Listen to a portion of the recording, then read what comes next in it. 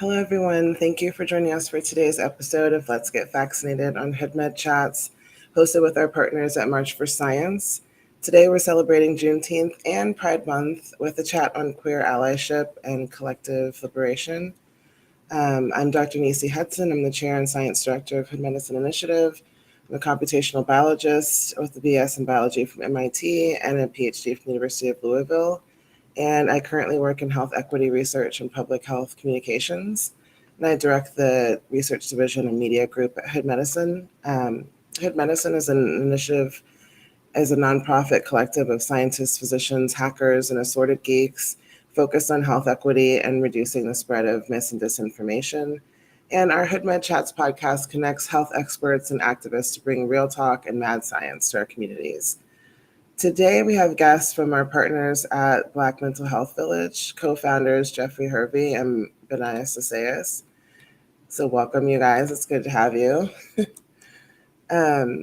Geoffrey, aka Sinclair, is a community organizer, mental health professional, and professional drag artist. They have a master's degree in clinical mental health counseling from Vanderbilt University and are currently pursuing a PsyD at George Washington University. As Sinclair, they have performed in Nashville in front of crowds of thousands and created the Lip Sync Legend Tournament to benefit local community mental health organizations. And Benny is a community educator, small business owner, and organizer in Nashville, Tennessee. He has a BA in neuroscience from Amherst College and is co-founder of the Black Mental Health Village. He's interested in decolonizing mental health through the use of data, community-based interventions, and psychedelic psychotherapy. Thank you guys both for joining us today. It's great to have you. Thank you so much for having us. Yes, thank you. I love being on. Yeah, I love being here. And one thing I wanted to add too to the list of accolades was Geoffrey recently published, right? So shout out to Geoffrey for that as well. Oh, that's awesome! Congrats. What was your paper on? So I was I did some data coding for a larger project that actually was based in Tennessee, basically looking at firsthand accounts of institutional betrayals and injustices in rural Tennessee. Nice. I want to see it. Send me the link. I want to read it. Absolutely. As you guys all know, today's show is about Juneteenth and a celebration of freedom. And we wanted to talk about the idea of collective liberation and what that looks like for our communities, especially as we navigate this era with, a renewed rise of anti-Blackness and fascism, and in particular how it impacts our queer brothers and sisters who are ostensibly fighting for the same freedom from oppression as we all are. I'm reminded of an adage that Maya Angelou and Fannie Lou Hamer are credited as saying, which is no one of us can be free until everybody is free. But it's actually originally a quote and a whole word from the late 19th century poet Emma Lazarus, who wrote the new Colossus sonnet that's inscribed on the Statue of Liberty.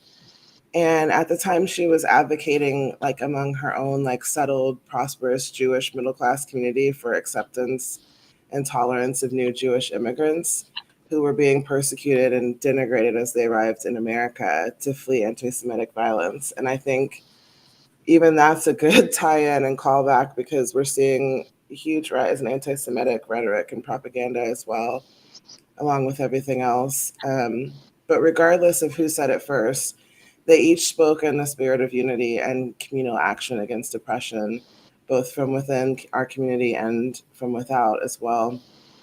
So Geoffrey, I wanted to start with you and kind of see how that resonates with you, especially now that we're seeing sort of bigoted propaganda kind of permeate our spaces and these concerted efforts by lawmakers everywhere really to essentially institute medical apartheid on some LGBTQ patient populations.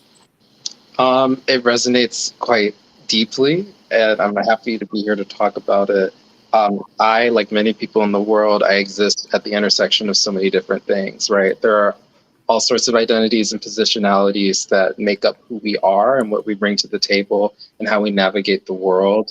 I think to your question and the current moment that we're in right now, I think that there's been a lot of very vile and harmful, dangerous legislation and rhetoric directed towards LGBTQ plus people. And that only gets even more complex when you factor in the realities of race, the realities of disability, the realities of immigration and migrant status. I think that what I'm really sorting through and really grappling with, because, even as I'm talking about this, like, these are things that directly affect me, right? Like, one thing that I really want to make clear today is, like, I'm a real person. These things that we talk about in abstraction, sometimes they affect real, tangible people, like myself, like my family, like my friends, like my community. And it's very, very desolate to live in existence in a society that truly does not care about you at best, or at worst, actively wants to see you exterminated. Yeah. Yeah.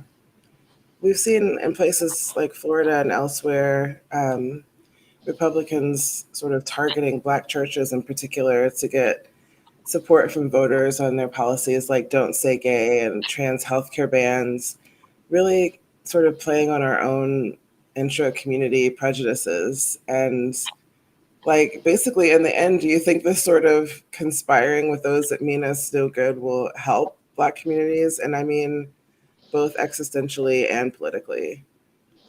No, and it never has. And, I apologize if I'm coming off a bit too incendiary here, but there's so much. Listen, I'm a chronic people pleaser and a therapist, so I'm always monitoring my tone. But the reality is there's just so much that's wrapped up in this, right? There's like the conservative manipulations. How often do conservatives try to reach out to the people that they're actively trying to harm by way of pointing the ire and the scapegoat of someone else? Secondly, there's this really ridiculous trope that I think both people within our community and outside of it sort of perpetuate, this idea that Black people are more homophobic or queer negative than any other group. To be clear, just like all other axes of oppression, homophobia and transphobia exist everywhere. They are universal to the human experience. It's not exclusive to Black people. And queer Black people are almost always left out of that conversation. I think what the reality is just like how there are white conservatives or Latin conservatives or Asian conservatives, there are Black people that tend to have conservative thought, and that can often be to the detriment of queer people or poor people or women or all numbers of people. I think that, to really get at the question that you asked, sometimes faith can be a bastion or at the very least a vehicle for conservatism. And the Black church is such a strong cornerstone of our community, even for those of us that aren't particularly religious. The institution of the church still resonates quite deeply within the African American experience. It's smart of Republicans to try to, sink their nails into the Black churches, but I think that it's very unwise for those of us within our community to hold hands with massa in that sense. Yeah, it's a slippery slope. I mean, we're seeing, these same kinds of political moves across like abortion bans and these book bans now. Yes, we're burning books again. And it's just, it's unfortunate because a lot of the laws are setting some really crazy precedents right now. Benny, what do you think about the meaning of collective liberation and how could we possibly achieve it when we undermine groups within our own communities based on the same learned intolerance of our collective oppressors? Like, what does that look like for us? And are most of us even thinking about collective liberation and in an equitable sense when we think about marginalized populations within the Black community? That's a great question. I don't think we are looking at it in the equitable sense. I think we really don't understand, or I don't think there's a great enough understanding of the tools of white supremacy. The fact that, you know, divide and conquer is one of the biggest tools of white supremacy that's been used to harm us, you know, throughout time. And if we understood that, and if we understood that, you know, in order for my needs to be met, I also had to advocate for other people who are being oppressed by the same systems that are causing, you know, economic, that are causing, you know, healthcare injustices, then we would actually see, you know, that we have the same targets that we have to, you know, address. But right now, we're just unable to see that, and that's a lot of the issue. And then even outside of, you know, the systemic forces, I think the biggest issue is there's so much internalized white supremacy and internalized hatred that we are so busy destroying ourselves that, you know, they don't even need to actively take a role in playing a part in dismantling our communities. And that's what we're seeing, right? When churches are becoming the faces for these kinds of, you know, black churches are being used for these kinds of policies. They're really trying to pit us against each other. And for us to really address that, we have to understand that, you know, we all have to speak out for each other. We have to understand that, you know, ultimately, all of our issues are interconnected, right? And that is the biggest struggle, but one of the most important things that I think needs to happen for us to be able to advocate for each other moving forward, and know that, like, you know, we all have to be on board. Otherwise, this divide and conquer thing, like, we're doing the work of white supremacy. That's really what I see. Yeah, it's more unpaid labor, trust me. Geoffrey, and the irony, so drag is often seen. Go ahead. I was going to say the irony in terms of the Juneteenth celebration that we're having now is Texas is unrolling all of the DEI offices, right? Yeah. And Texas is the reason why we even have Juneteenth in the first place. And so, you know, to me, like, these are signs that even the, you know, national holiday, the Juneteenth becoming a national holiday, that's very symbolic at this point, right? There's no material conditions that are being improved for our communities. Matter of fact, there are a lot of people who don't even know that today is a holiday and they should be getting paid time and a half, or they should be, you know, they should have time off, right? And that in itself is ironic, because that's what Juneteenth was about, people not even knowing about emancipation. So, you know, this is the issues that are created when, one, history is banned, when, two, we're changing, you know, the rhetoric, and we're also pitting, you know, each other against one another. So it's a very dangerous precedent that we're being set, but we really have to be aware of what's going on and try to advocate for one another. Geoffrey, so drag is often seen as a form of expression and empowerment for many in the LGBTQ community.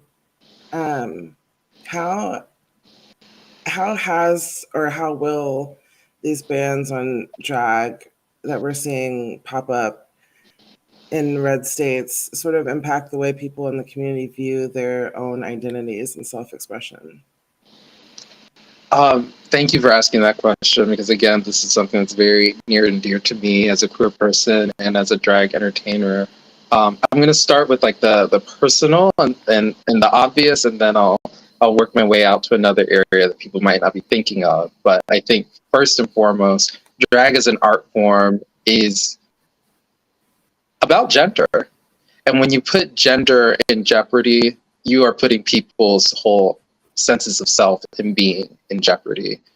These bans on drag are rooted in very studied and history rhetoric that's been leveraged against queer people, particularly in the idea of queer people or gender variant people being predators or groomers. That's sort of the real foundation of like all of these legislations, right? The idea that it's too salacious, or it's not appropriate, or that it's somehow corrupting people. That's the undercurring idea. That rhetoric is incredibly toxic and harmful to queer people, both in terms of our own safety, as we are now seeing conservatives, cowardly lot, showing up and attacking people at queer events, even during Pride Month. drag artists and entertainers are not being made to feel safe just going to work. And I also think that one element in all of this that does need to be said that doesn't really get articulated, I think, in the right way as much is that while these bans are pro forma related to drag and the actual enforcement of this, the ways that they're being written in the law, anyone that's dressing or presenting out of their gender marker that is assigned will be in jeopardy. So what that really will look like is that trans people, people that don't pass, or maybe even cis people who are a little genderqueer or don't present in their traditional gender, they are also in jeopardy of how this ban might be enforced. We can't, as we know, rely on law enforcement to handle these judiciously. I mean, we've already seen so many cis women that get accosted going to the quote unquote correct bathroom just because they don't look like a typical woman.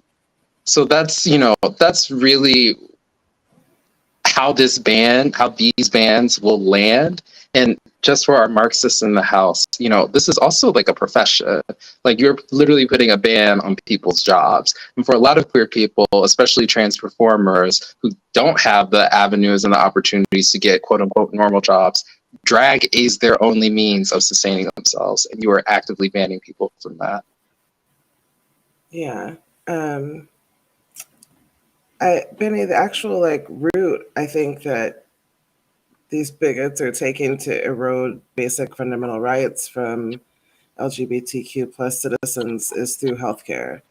How important, I think, for all of us is it to enlist physicians and healthcare professionals to fight these efforts, not only to prevent disenfranchising trans and non-binary patients from care, but to kind of stop demonizing them in schools, in the workplace, in exam rooms, which essentially is a form of compromising their civil rights as well.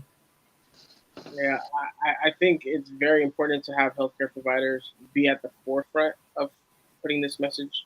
I don't think it's gender affirming care. I think it's life affirming care. We know the statistics about, the suicide attempts and the suicide completions, right? And so we know that this is something that we have to take seriously, and depriving people healthcare, and then going, past that to enacting, violence towards them in, in every single way possible, whether it's active violence or whether it's neglecting, to give care, or just, misnaming them. It's at the end of the day, it's the lack of humanity is not conducive to healing, right? And healthcare is supposed to be about healing. There's an oath that you take to do no harm, and so I take that oath very seriously, and I think healthcare professionals should be at the forefront to making sure that their patients feel valued, cared for, regardless of whatever identity they hold, because people do not have to understand people in order for them to be humanized, right? Regardless, they deserve that their humanity.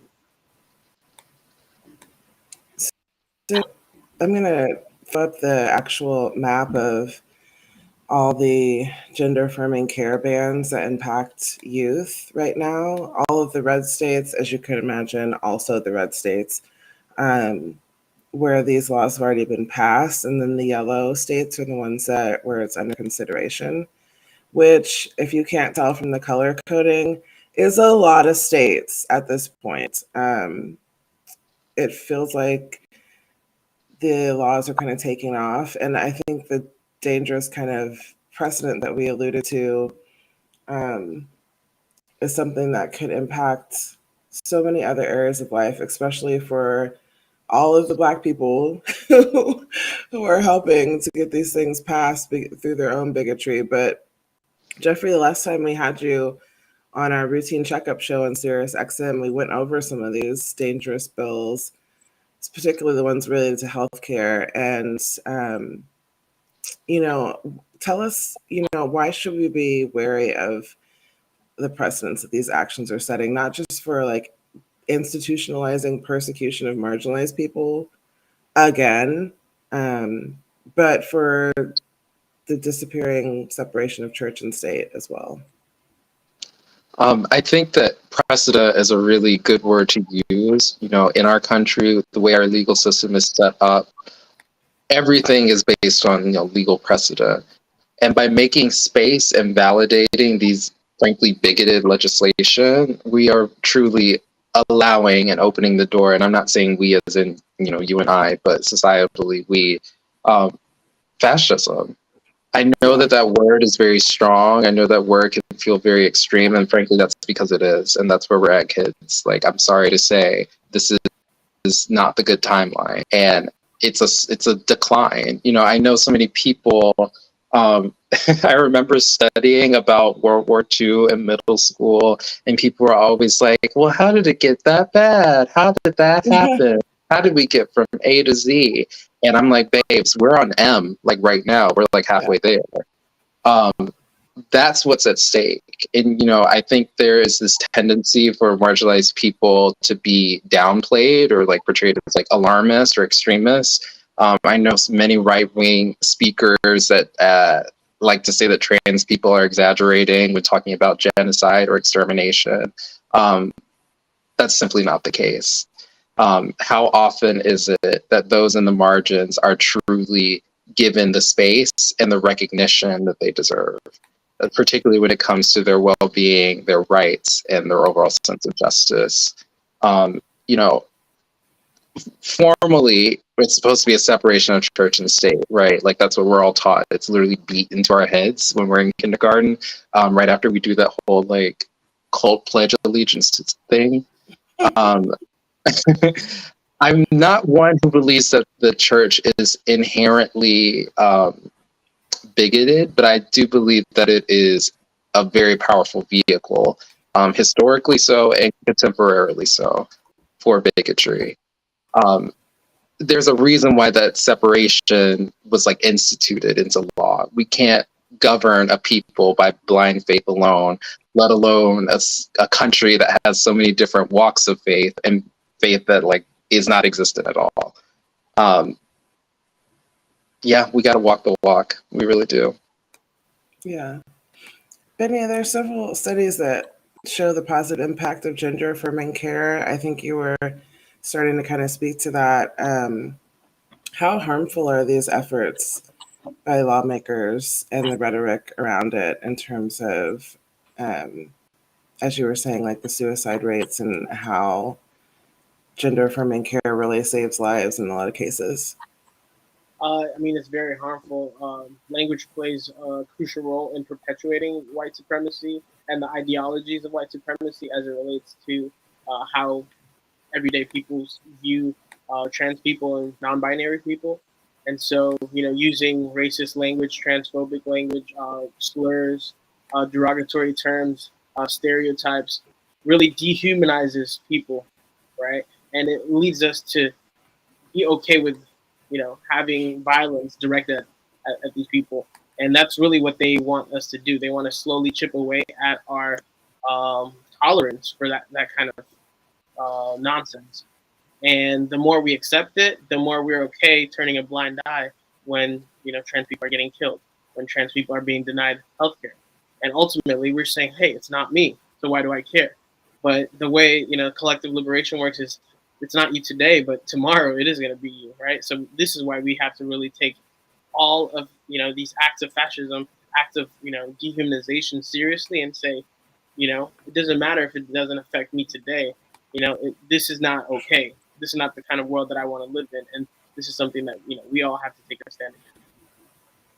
It's honestly something that we debate a lot around hood medicine because, you know, I mean, being scientists, some of us, a lot of us being statisticians, we're looking at the patterns and the way that society has evolved over time. And we always have this debate about the bakers and the cabbies and the shoemakers and everything in Nazi Germany, and how actively the active resistance against fascism manifested in people's lives.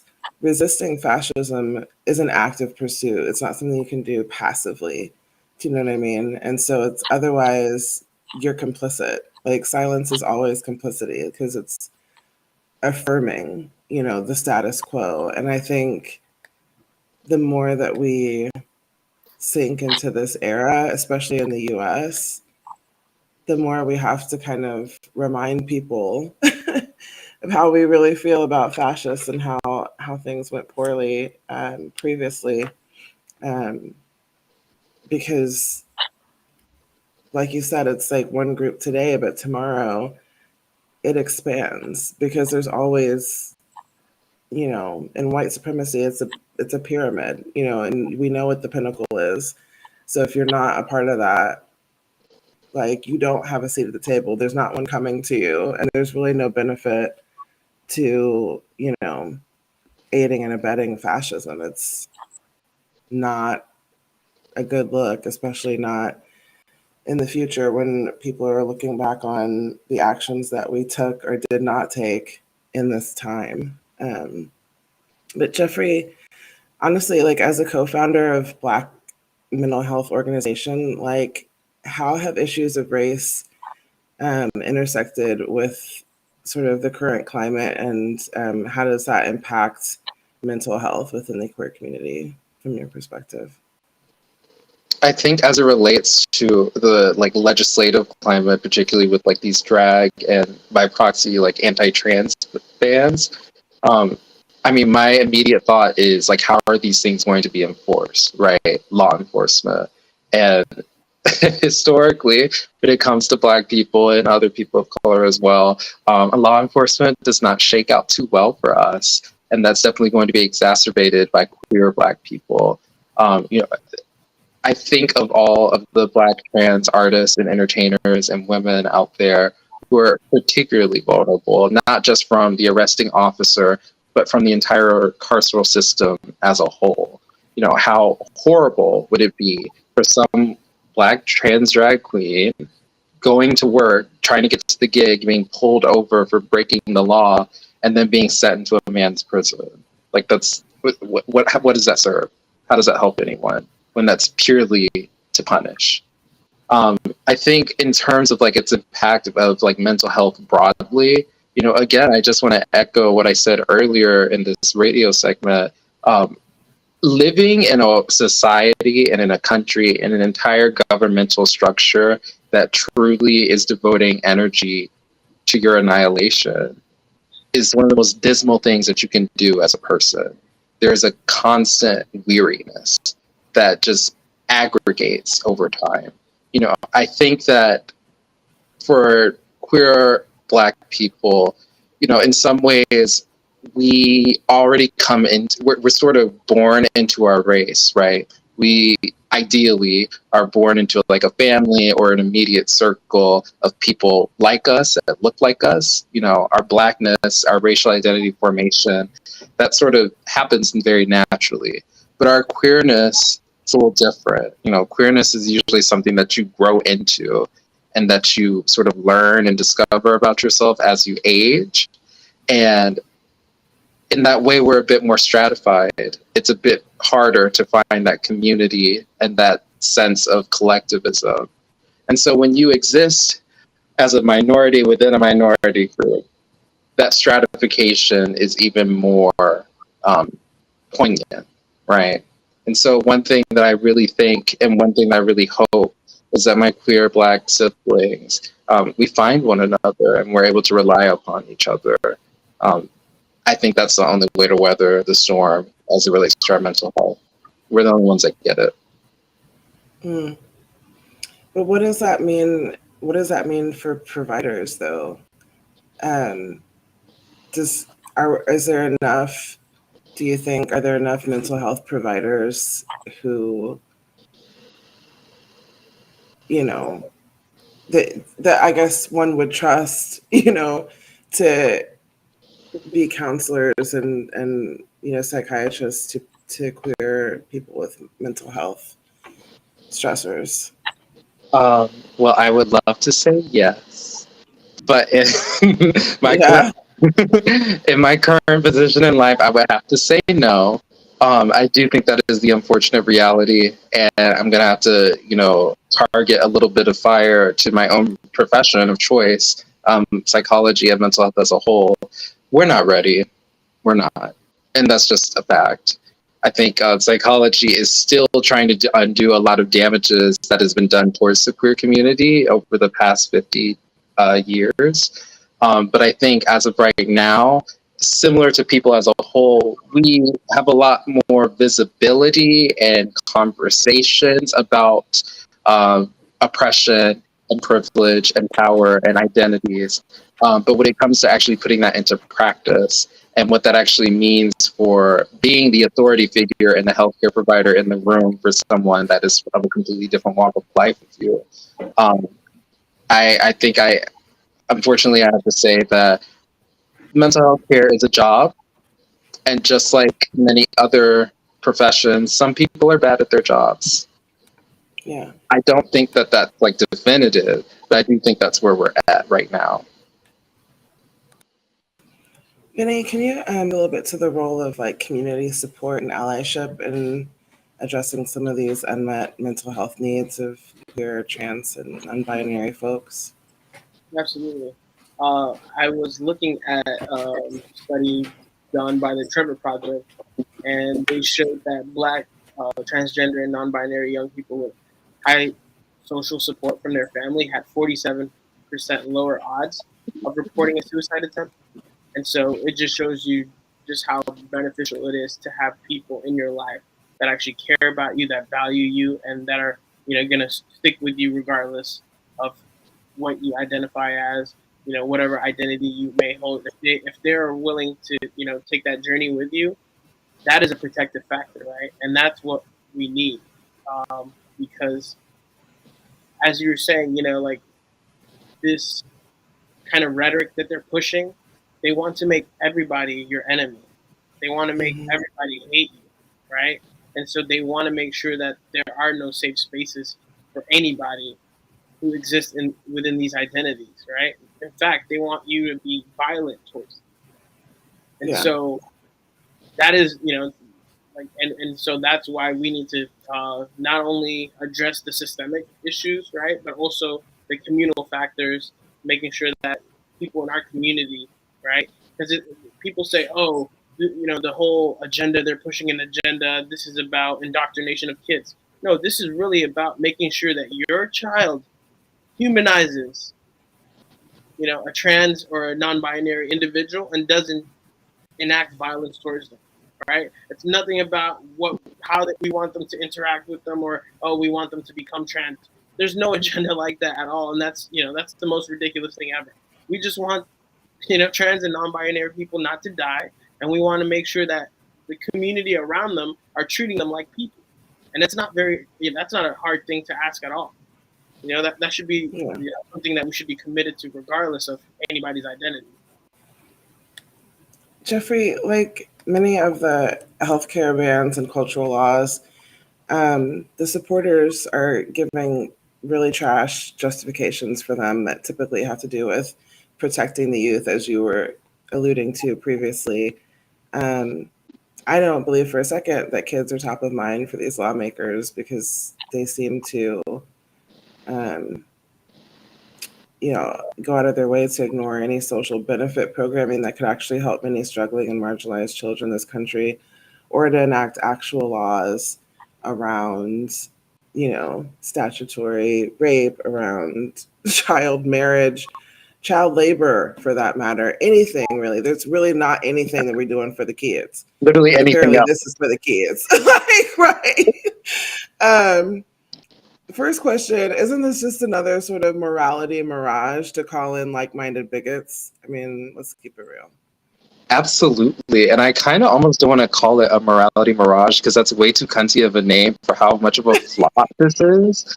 Like, literally, the way that, but what about the children? Think of the children. How do I explain to my child? That has been leveraged against queer people since the institution of this country, and it's tired. It's not only tired, but it's just not based in reality. I mean, as you've spoken to already, how many other initiatives as it relates to children, as it relates to our youth, the future of our human race, how many protections are we actually putting together in position for their own well-being? None. There are so many gun safety drills that children have to go through today. Like I'm only 26 years old. I'm not that old. I haven't been around that long. School was a way ago, but it wasn't that far away. We didn't have to do that. Okay. That's the context that our children are living in. That's what they need to be protected from. Healthcare, access to food, access to water, access to housing, access to education. Worry about that.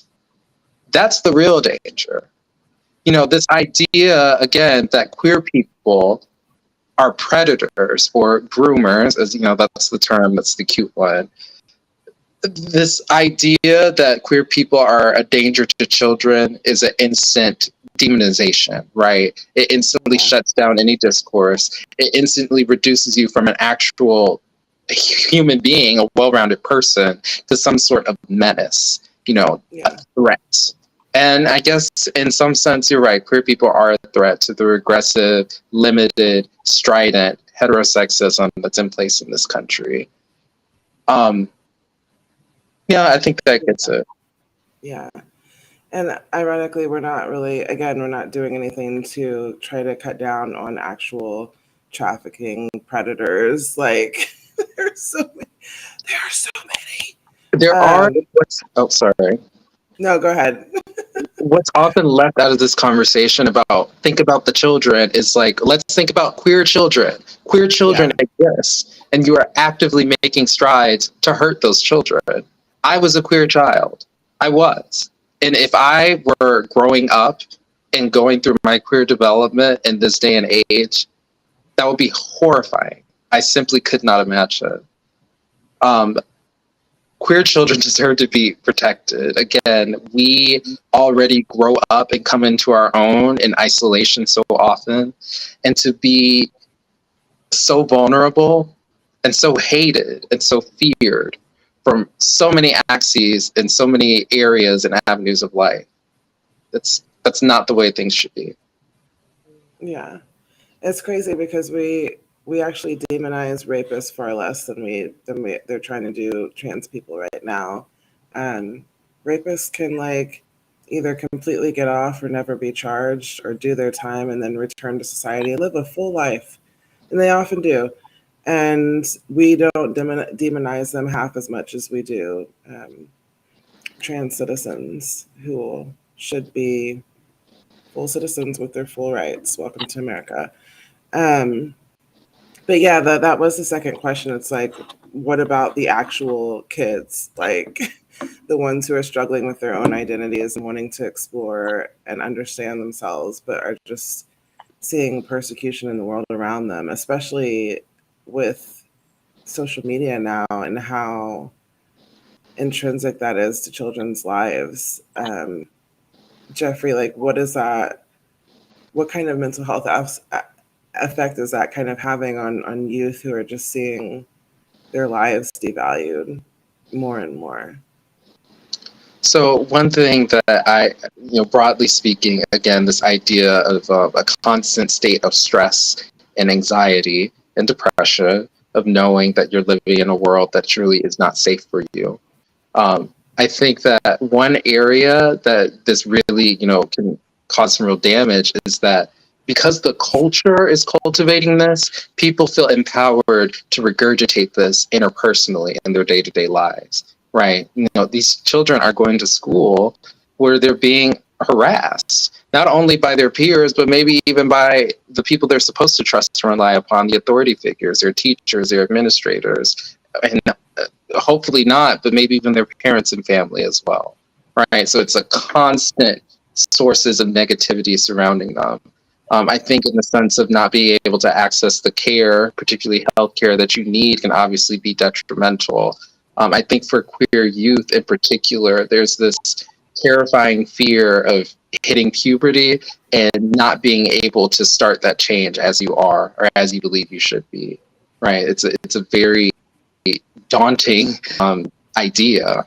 And I think that shows a lot in queer adults. There's sort of this in-joke that, queer people go through second puberty in their 20s. And it's because they weren't afforded that free, liberating, open, expansive experience that puberty is supposed to be in your teen years.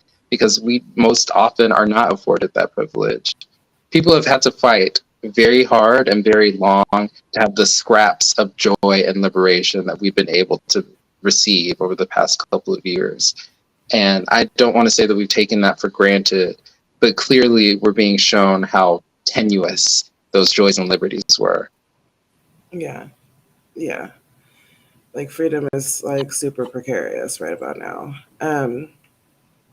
Once again, Benny, for that matter, like the way that these laws have been written in terms of like the vigilantism they've authorized, particularly for kids, in so many of these states, they encourage students and teachers to sort of turn against queer and trans students. There's already concerns around school officials being able to out kids if they find out that they are trying to pass as the wrong gender, quote unquote, as well as penalties for families seeking care, either in state or out of state where it's banned.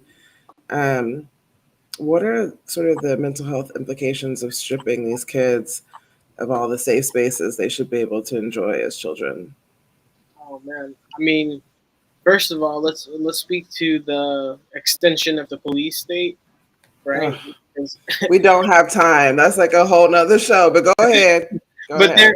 they're essentially making their peers and their teachers an extension of the police state, right? So that they're surveilling them and making sure, oh, if you're not appropriate to what we deem is appropriate, right? Then you and your parents can potentially be arrested, kicked out of school, and any number of horrible consequences, right?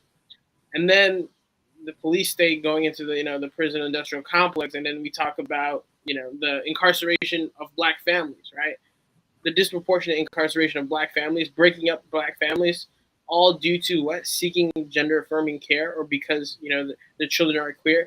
This is another tool of white supremacy to dismantle, to disrupt, to harm black families, to black children, and ultimately, it's easy to get other people on board when you can indoctrinate people into this hate by giving them a little bit of power, by giving them a little bit of glory of, oh, like you're helping us do X, Y, Z, and it's an awful way of, just creating bullies in school. That's really all that these policies are doing. We are creating bullies that are going to grow up to, hold up other systems of oppression that are, going to, in the future, create much more damaging policies, procedures, and initiatives. So it's not looking good, because when you have young people being indoctrinated to these kinds of hatred this young, this is the next generation of people upholding the systems of oppression. So this is very concerning and very damaging to the mental health of queer individuals. What do you guys think about kind of, how it feeds into the frenzy of fascism and the propaganda that we're hearing in terms of um, that, pitting neighbor against neighbor aspect? Because you have like Geoffrey was saying, you have this marginalized group within a marginalized group. We already know like how much like racial trauma we can all walk around carrying every day. And then you have this sort of intersectional aspect where you have that compounded with homophobic and transphobic trauma. And then it, not unlike the other bans, book bans, abortion bans, etc. Now you're also wary of strangers, neighbors, just the people in your lives, and the way that they're starting to write laws that go back to the days when they could deputize citizens, lynch mobs, all those things to kind of help, like you said, the state persecute people that they deem undesirable. Like, what do you guys kind of think about what that says about our society? And Benny, I'll start with you. Well, I mean, the black liberation is not possible without collective action, and they're trying to dismantle collective action by pitting us against each other and by making sure that we don't have a collective agenda. So I think that's one of the biggest things. Another thing is I want to in the fight for Black liberation, we like the role that Black queers have played, or Black queers, Black women, all the intersectional identities, right? The most oppressed have done the most to advance the cause for Black liberation, although it's mostly benefited Black men because of the systems of patriarchy that we know exist, right? And so, even looking at that lens, they essentially want to turn us against each other, right? And then make sure that the people who are always at the forefront doing, all of the work are not being taken care of by the community. So if they're not taken care of by the community, like how are we going to advance the cause that we do when they're the ones at the front lines all the time? And this is another thing that I always see and I want to like address, because we need more Black men at the forefront in these front lines to put themselves on the line for Black queer people, for Black women, right? Because it's not okay that they're out there advocating for us, but Black men are silent, or we're picking and choosing when we want to speak out, right?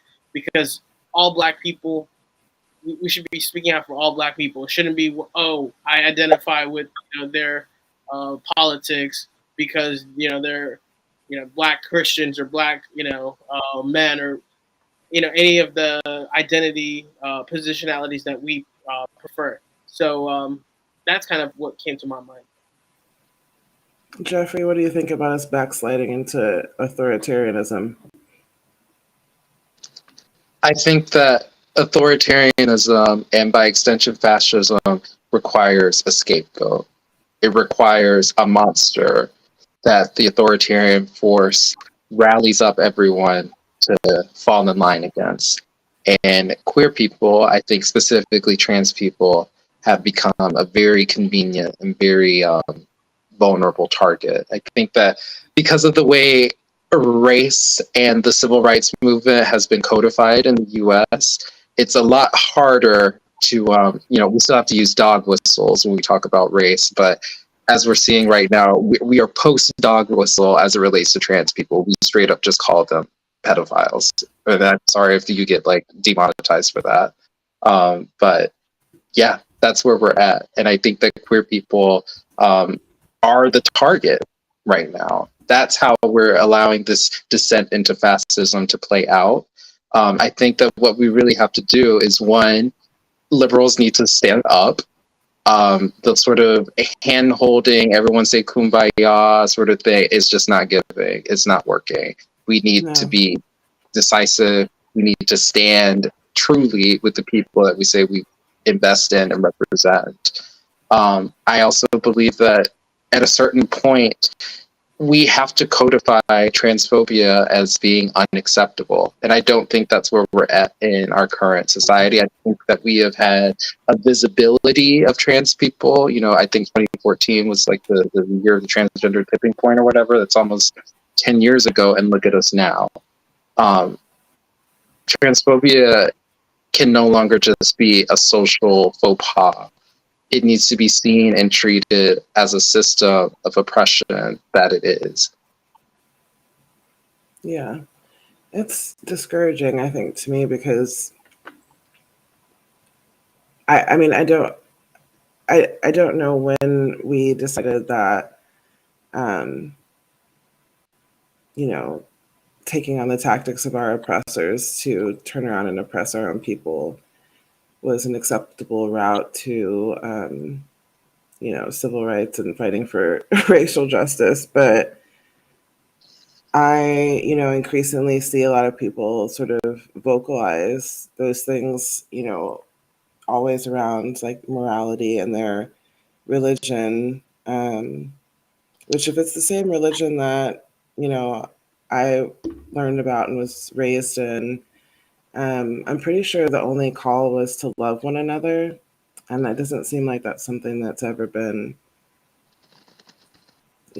typified in this country. I don't think, as much as they are trying to erode the separation between church and state and to like make laws that are increasingly like falling on the side of, you know,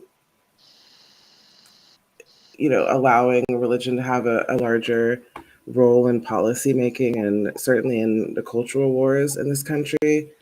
Um, I think it's really unfortunate that people who are so-called Christians don't understand the very, very, very simplified calling of Jesus Christ in the first place. And I'm not sure what I believe anymore, but I am really hoping that he does come back and start kicking some tables over, because this is a mess. But it is Juneteenth, and we do want to talk about that liberation and freedom aspect. And so I guess just in terms of finding that joy and finding, your purpose and kind of moving forward to do what we can for each other. Um, what, I guess I'll start with you, Geoffrey. What do you think about like how people can begin to find, help and support if they're struggling, especially with their mental health? And how do you think, you know, how do you find joy and I guess in resistance? I would have to say three different things. One, safety, and I mean safety in the sense of uh, truly just operating in ways that you will be conducive to your own safety and security, but also prioritizing your self-care. I know that term is tired. I know it's played out, but what I truly do mean that prioritize your self-care. You got to take care of this vessel because it's the only one we got. Community, find people that you really vibe with and that you can be your true authentic self with. And also find people that can, if you so choose, organize with you, or at the very least are working towards the same ideals and causes and the betterment of the people that you believe in. And to this last point of authenticity, people that know me well know that that's one of the principles that I try to live by throughout my life. It means a lot to me. It's taken a very long time for me to congeal into the magnificent being that you see before you. And I try to bring that presence to all aspects of my life. It's really, really important to people, especially queer people. I'm talking to you right now, and especially our Black queer siblings. You are far more powerful than any other person out here, okay? So don't let them stop you. They could literally never. So embrace who you are and be who you are. And don't let anyone tell you otherwise. You're way too good for that. So that's what I would have to say. I love that. What about Put you, that on Ben? put that on my morning affirmations list. Just Right? right. I love that. What about you, Benny? Like, where do you find the joy? Where do I find the joy? I find joy in seeing young people and their readiness for change and their willingness to advocate for one another. This generation is just there's something else, and I love how they are ready to make things happen at an instant. I also find joy from resting. Rest is resistance itself. We live in a capitalistic society where we base our worth based on how much we do, based on working ourselves to death, and we have to reclaim our time and we have to rest. And so there's a lot of joy I get from that. I get joy from being in community with people like you two, and just people who I can be my authentic self with. Um, that's one of the most powerful things to me because I completely agree with Geoffrey. The people that you have around you, your environment dictates your mental health. People don't know that, but your environment really dictates most of your mental health. And so that's your internal environment, your mindset, but also your external environment, the people you're around, whether it's your family, your friends, the people that you work with. And so if you got people that are constantly bringing you down and you got to stay around them, that's going to slowly wear and tear at you, and it's going to impact your mental health. So, as much as you can, get people who make you feel amazing, who will call you out and hold you accountable out of in love, right? And those are the people that bring me joy and that make me, be the best version of myself, so that I can do all that I can for my community. So that's really what brings me joy this Juneteenth, and I'm happy to be here with you all. You two bring me joy as well. So. Oh, thank you. Geoffrey just said Chrome is anti-black because it just kicked me off the live stream. It is. Chrome is anti-black.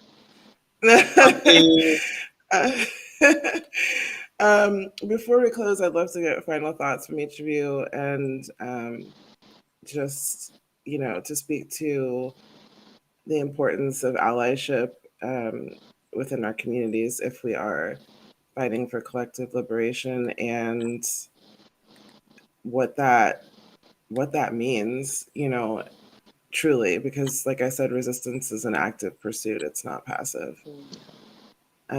Geoffrey, why don't you go first? Yeah, I mean, to the point of allyship and spreading joy, one thing that I am really happy to platform is that I have another sort of speaking engagement about transness and psychoanalysis on July 24th. So people can tune into that via Zoom. And for anyone located in DC, I actually have a show hosted by the wonderful House of What. It's at Songbird Music House this Friday at 11 p.m. So please come on down and see some Black queer joy. And you, Benny? Allyship is, for me, it's centering the most impacted people, hearing, and highlighting their voices, hearing them out, and then figuring out where to, where your role is moving forward. So it's not trying to be the hero, but figuring out what role do I play adjacent to the people who should be centered. So that, and I will also do a little, in the future, the 21st and 22nd of July, we got a mental health conference in which we'll be featuring a lot of people with both lived experience and, academic experience in the fields of, health justice and mental health. We're definitely going to have a panel on, the mental health of LGBTQ people, queer people in general, and, the health disparities that relates to that community. So that's going to be an exciting talk as we push for, expanding Medicaid in Tennessee and highlighting the health disparities that exist in, our country, and making sure that people know that these health disparities exist due to racism, not due to biological differences or any, undeservingness or, whatever phrenology kind of fake science that they'll create. It's really due to the health disparity, due to the the social determinants of health, the underfunding of our communities because we keep funding police, right? And so we really just want to push for healthcare institutions. We want to push for our community to invest in us, in our livelihoods, and that's what we'll be doing. Catch us on the 21st, 22nd. It'll be on Zoom, or if you're in Nashville, it'll be at the Avon Williams Center. Cool. Thank you so much. I see all the BMHV links. Much love to you. Yeah, definitely check them out at Black Mental Health Village, which is bmhv.org. I hope I said that in the right order. Yep.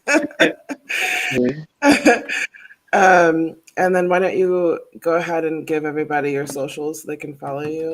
Geoffrey, you want to go? Yeah, please follow me on Instagram. It is sin.claire.x_x. And you can also find me on Twitch sometimes when I get that set up. That'll be also Sinclair X_X with no periods. Yes, please check out my Instagram for all of the other wonderful things I'll be doing over this summer. And what about you, Benny? Where can we follow you? All right. My Instagram is BennyE7, or you can catch the Black Mental Health Village. All of our thing ends with BMH Village, BMHVILLAGE. So follow us on Insta, Twitter, Facebook, all the things. And we drop those links in the chat if anyone wants to follow up and donate to that org, which is doing great work in the mental health space. Thank you to everyone for joining us today, and thank you to our listeners for tuning in to this episode of Let's Get Vaccinated on Hood Med Chats, hosted with our friends from March for Science. At Hood Medicine, we bring you real talk and mad science to help you make the right decisions to keep your loved ones safe. Please follow us on Facebook, Insta, Twitter, support our effort, donate to our cause, or find out about our next events. You can visit hoodmed.org to find us on social media at hood_medicine. And you can also support us through our Bonfire merch shop at our Gorilla Gear store at bonfire.com. And also be sure to listen to our expert scientists, physicians, hackers, and assorted geeks on Routine Checkup with Hood Medicine every Monday morning at 11 a.m. EST on the Lori Daniel Favors Show. And that's on Sirius XM Urban View, channel 126. And thank you again for joining us. Everyone stay safe and get vaccinated. Thank you. Hey, love it.